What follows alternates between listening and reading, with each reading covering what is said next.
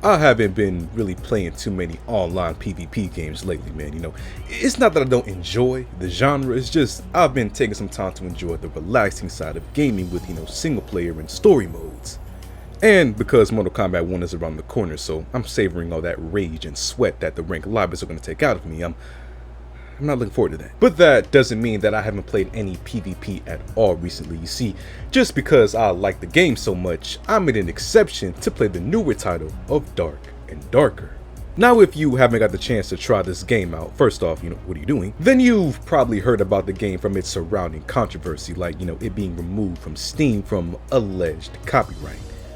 Keyword alleged. Now, I'm not a paralegal or anything close to it, so I'm not going to go into detail on that whole can of worms, but all you need to know for context is that for a while now, the game's been off Steam and unavailable to play, but they recently brought it back via their own website, available now for purchase, so pretty good shit. I played the game for a few hours before it was removed on Steam, and just yesterday I got the game back on the website, and I've been enjoying my stressful ass time destroying bards and wizards while simultaneously fighting monsters that definitely don't slightly set off my arachnophobia. I'm not itching, you're itching. I can easily recommend this game for anyone looking for a gruesome PvPvPe. How the fuck you say it? PvPvE. The alliteration is crazy. The game is already developing a cult following with a lot of promise for the game's future. However, since this game is still, pretty early in its overall timeline, there is still going to be a bunch of issues that need to be resolved going forward. And you could look at threads online to find a plethora of these problems, but some issues are more impending with, the need to be fixed than others, like how the game is currently being infested with something that all online games deal with at some point, being cheaters and hackers.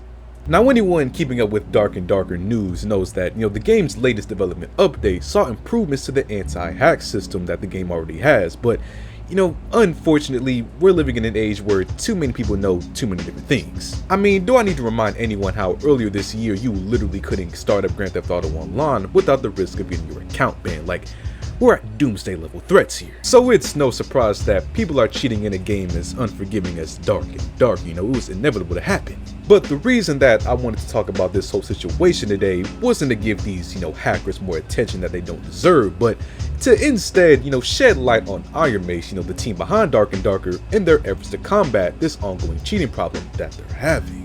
𝘕𝐕𝐿 is obviously a smaller studio.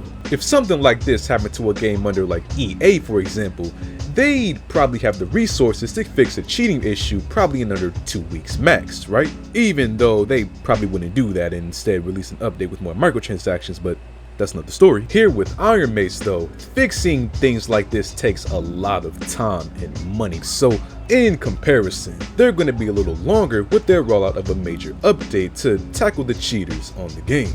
But you see, this is why I like 𝘕𝐕𝐿, because unlike a lot of other game studios, they seem to actually give a f. Even with everything against them right now in the situation, they're still finding a way to act on it immediately in a way that I find, kind of entertaining to think about. They basically took to their official Discord server to announce that for the next 30 days, well, 27 as of today, they're accepting any clips from its players showing any instance of cheating in Dark and Darker, to which 𝘕𝐕𝐿 will use to take action against individual accounts.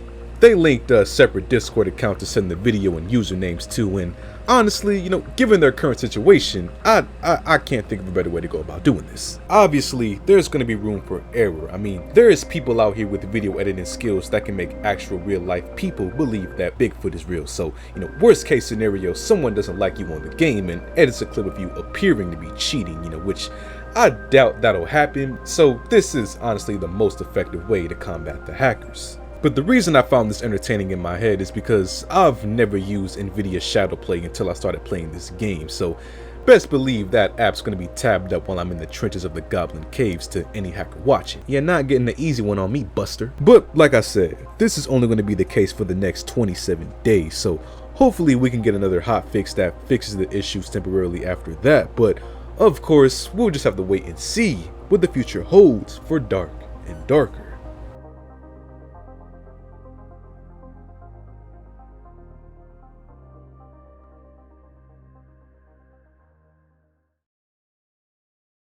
So what do you guys think about this news with Dark and Darker, man? Feel free to comment down below. And as always, leave a like on the video, subscribe if you haven't already, and I'll see you on the next one.